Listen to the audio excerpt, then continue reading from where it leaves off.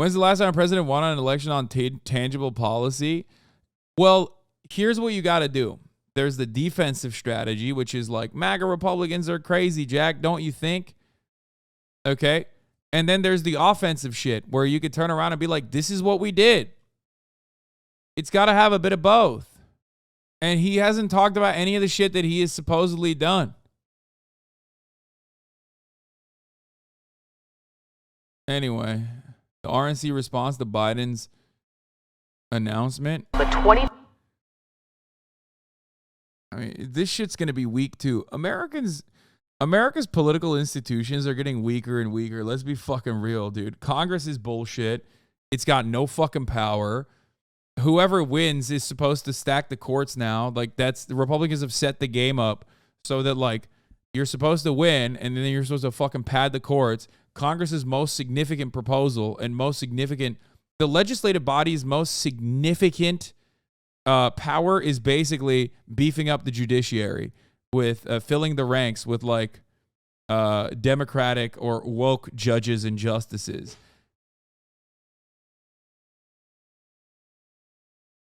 You wrote about that in Huffington Post in 2016. Did I? Wait. Send me a link to that. I think I might have actually written about that. Why would he do any of these? You said it. It's about the vibes. Why would he do any of these? You wrote about that in the Huffington Post in 2016. Link that to me right now if you can find it. That'd be awesome.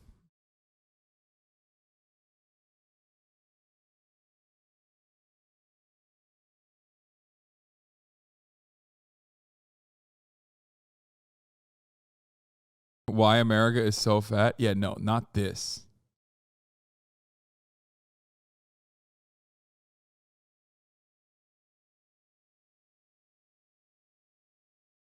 All right, a Bernie bro tried to defend what happened. Let's talk about all the things she's undeniably right about. I should note that I'm not a Bernie bro who not only voted against Hillary Clinton in the general election, but also warned my audience and friends against making a bad decision. Obviously, it didn't work, but I was excited to read Hillary's version of So I Wrote a Thing. So this isn't going to be a Hillary shouldn't have written this book rant. That's a stupid talking point, not just because it can be easily dismissed as sexist, but also because of course, the shoo-in candidate who took the biggest, most surprising L in recent political history is going to write a book about it. Are you kidding me? I was extremely curious to find out if any of Hillary Rodham Clinton's takes and what happened would surprise me. Sadly, they were dull and repetitive, a rehashing of everything we had already heard from her loyalists in the aftermath of the devastating loss. Doubly ironic given Hillary Rodham Clinton's claims of this book not being a rehashing of the past, but a prescription for the future. Apparently, for Hillary, the future is built upon more blame sharing and a steadfast clinging on to what's marginally possible. But let's get into it. Let's talk about all the things that she's undeniably right about before I get into where she's terribly wrong and potentially leading the Democrats to fall into the same misguided thinking that plagued her in the Democratic primary. Denying that Hillary was an incredibly qualified candidate even way before she's compared to a dangerously unqualified racist alleged rapist is absurd. Hillary unquestionably brought an impressive resume to the campaign. However, being a prestigious candidate does not erase the business-as-usual politics and the growing resentment towards this concept from voters. Trump's anti-corruption demagoguery was his most successful talking point. He turned his weakness, a lack of experience, into his ultimate strength. Damn, I was fucking spitting, dude. God, I'm so good. Hasan is a lib? What do you mean? That's not libbed up at all. Hillary had the bona fides as a Secretary of State. You're ridiculous. Like, she was literally being groomed for this position for many, many years. Not even groomed, but like she basically was setting herself up for this position for many, many years. Don't be silly. She did have the job experience, but what I'm trying to explain to you is that having the job experience in this circumstance was a negative because the other person could present themselves as an outsider.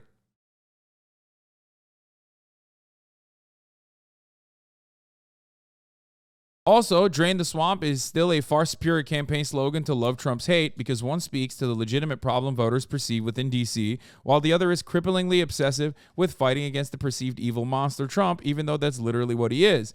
In this way, Trump turned Hillary's extensive governing experience from an asset into an albatross he could hang around her neck. Trump helped drive a discourse in which Hillary's long track record of accomplishments, which necessarily involved a whole lot of compromise or flip-flopping to the layperson, hurt her. A Chris Cillizza-like amoral pundit class that has dedicated their entire lives to understanding the complexities of the political arena will excuse this. I really got to write again, dude. I used to be fucking... I think I was a pretty great writer. An electorate frustrated with the way they perceive to be DC corruption will not. We all know what happened. Hillary's lengthy CV certainly did not sway the minds of voters angry at real economic problems, but mistakenly assigned blame to racially charged prescriptions. These were people desperate for change. Many of the privileged bunch who made the ill-advised choice of voting for Trump in spite of the overwhelming evidence that he would be as awful as the person he is proven to be, as well as those who voted for him because of that awfulness. I drink liberal tears would make a fine slogan for the opposition party of very vocal yet still somehow silent underdogs, and it fucking worked. Paired with many empty promises about fixing infrastructure, bringing back jobs, and a bunch of other racist shit. Same with your breakdown videos, brother. I've been saying this exact same thing. Yeah, I mean, this was the script for my breakdown videos. I would write these, and then I would reformat it for Huffington Post.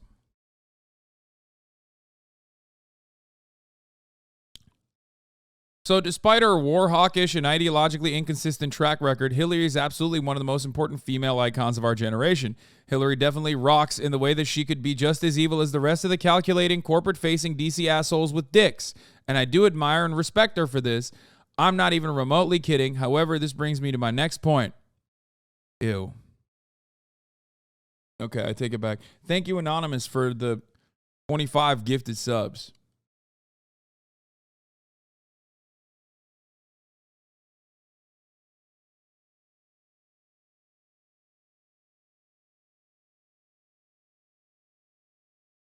Denying that sexism played a part in Hillary's loss is also dumb. Even when analyzed with the least qualitative lens, one can easily see the extra focus both the media and voters placed on Hillary's flaws, as we overlooked or downplayed the flagrantly abusive and oftentimes idiotic rhetoric Trump, a poster boy for white privilege and male privilege, filled the airways with. However inexcusable, sexism is a reality. And if sexism contributed to driving Sanders supporters towards Trump, then back in 2008, racism contributed to driving angry Hillary supporters to vote for John McCain instead of Barack Obama, at much higher margins than Bernie bros voted for Trump, mind you. Do you see where I'm going with this? Yes, Russia and James Comey also contributed to the loss significantly. I won't get too far into the Russia and Comey subject. These factors are mostly true, and we're finding out more about Russia's involvement in election meddling every day. Yes, there was an unequal amount of leaked information against Hillary Clinton that left the Democratic side exposed. Paired with years of pre-existing Clinton conspiracies, this new information fueled the fire already burning against Clinton. But we mustn't simply gloss over the reality that the majority of the exposed shit were actual things Hillary Clinton said and did. In this instance, getting mad at the leaks is no different than getting upset at Edward Snowden rather than the NSA for unconstitutionally surveilling Americans, or getting mad at Ava DuVernay for including Hillary's super predators quote in her documentary The 13th, instead of questioning Hillary for advancing the racially charged concept to begin with. There you go. It's a deflection of responsibility away from the person solely responsible, which has been an overwhelming theme with Hillary and her supporters. But I must repeat that it is absolutely insane to think anything Hillary said or did was worse than the impeccable consistency in which Donald Trump exposed the non-white, non-male Americans as asshole on national television every single fucking week. Hillary lost for a number of reasons, some of which she admits in her book, some were outright omitted, and others deflected away. It's impossible to please everyone. If anyone knows this, it's prolific means tester Hillary Rodham Clinton. But there are 3 excerpts from Hillary's Pod Save America interview that perfectly summarizes her deflections and provide the foundation for my gripe with her campaign, the repeated failings of the establishment Democrats and their donors in this tell-all but not really all book overall. The Bernie's not a Democrat defense. 50 big ones, by the way.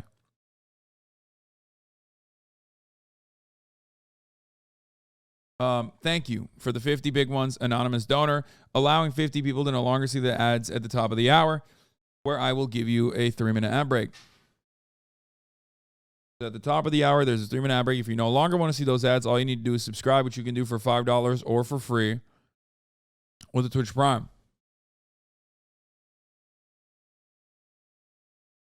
I often ask myself why I spend so much time in here learning about the politics of a country whose only relation I have to is how cheap products are in my country. I realize now it's because you're constantly spitting. You should definitely do more writing.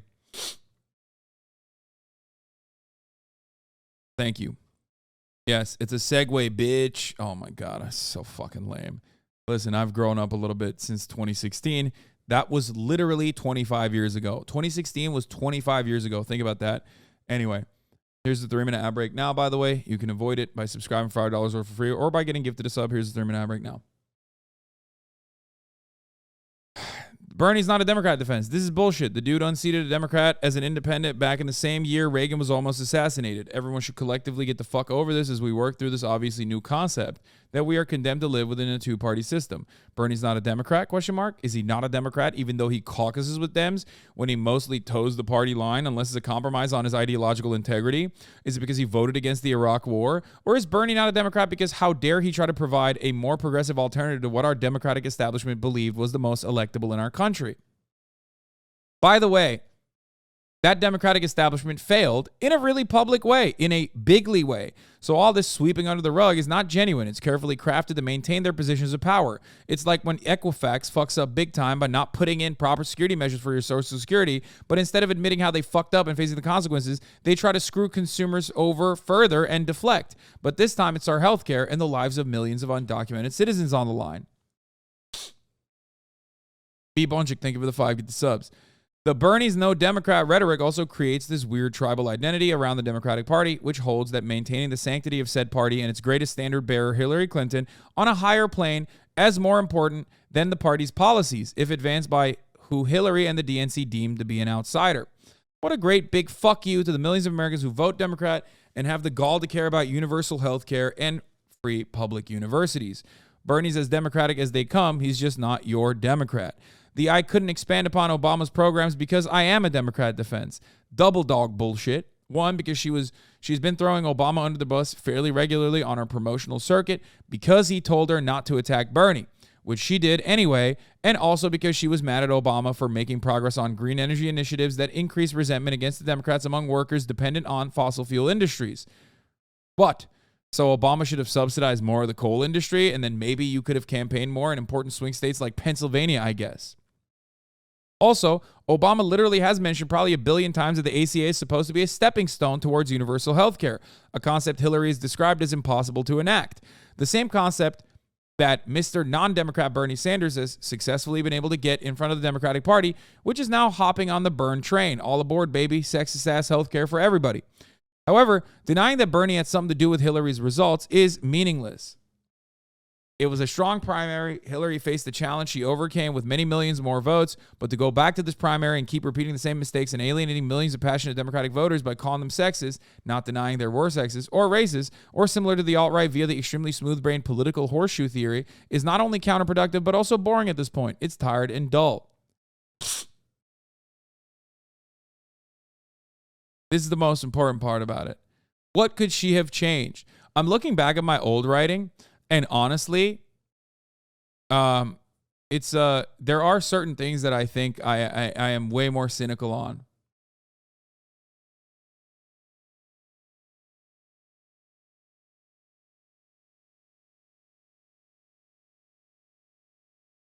Who wrote this is pretty good. I did, bro. What the fuck?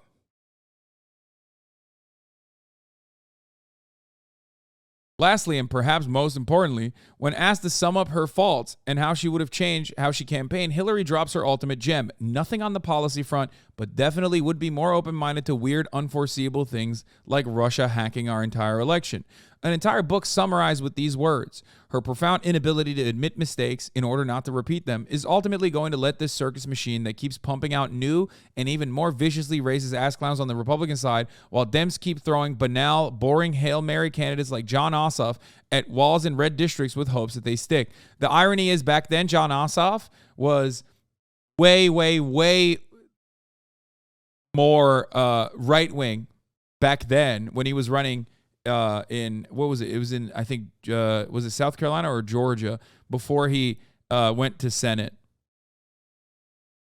And when he ran as a senator, he literally, was it Georgia 6? Yeah. No, when he ran for Senate, he was like significantly more left-wing in his policy prescriptions.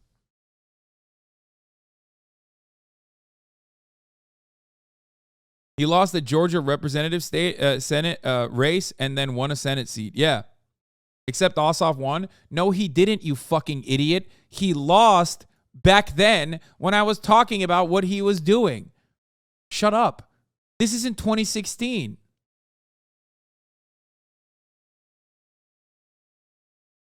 His campaign in 2016 versus his campaign as in Senate, especially paired up with a much more radical liberal Raphael Warnock, was dramatically different.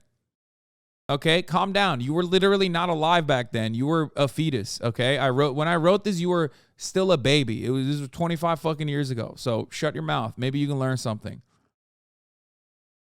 Yeah, he got literally destroyed in 2016, eviscerated, ass clapped.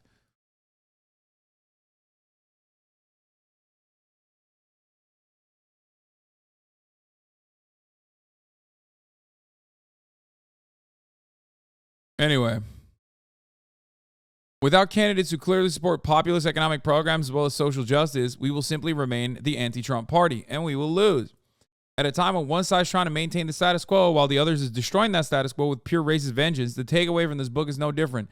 The same glaringly out-of-touch elitist talking points that shifted the responsibility away from a failed campaign to an electorate that did not vote or voted elsewhere. Politicians need to work for our votes and encourage us to campaign on their behalf, lest the nation continue to turn into a larger, demoralized voter base that doesn't believe their vote counts for something. Wait, I thought you said... I wrote about how the Republican Party's agenda is basically sidestepping away crippling legislative power while, beefing up the courts, which is something I'm pretty sure I have written about. I just don't remember where I wrote it.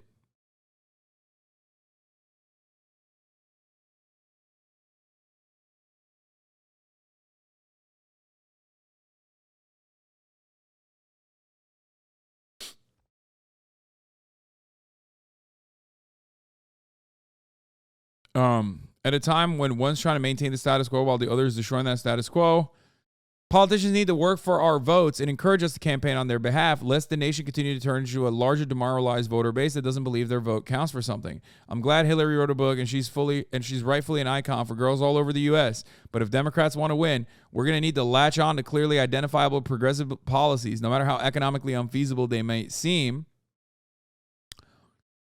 Policies that terrify Republicans who want a future where poor people are melted for biomatter. And I don't know if it will happen if we're so busy blaming Russia and Bernie.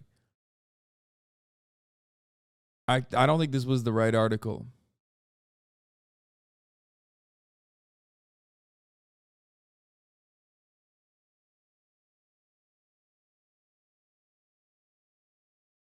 Where's she going? What the dog doing? Nothing. Switching places.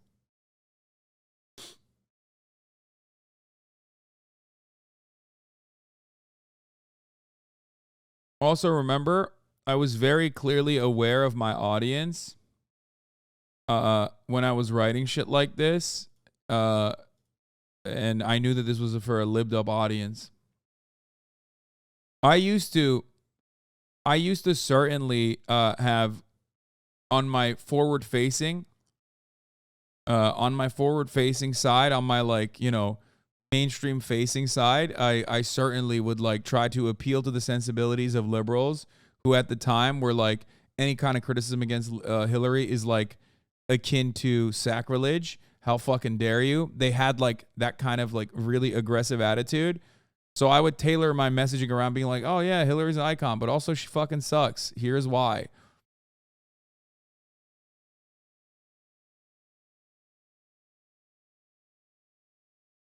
Which I should have kept doing, to be honest.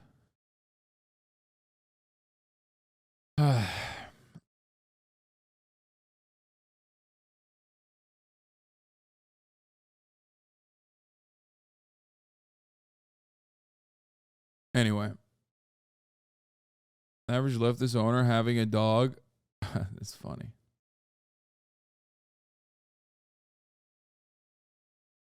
Get Ettinger on the broadcast? What the fuck is this? Good link, man.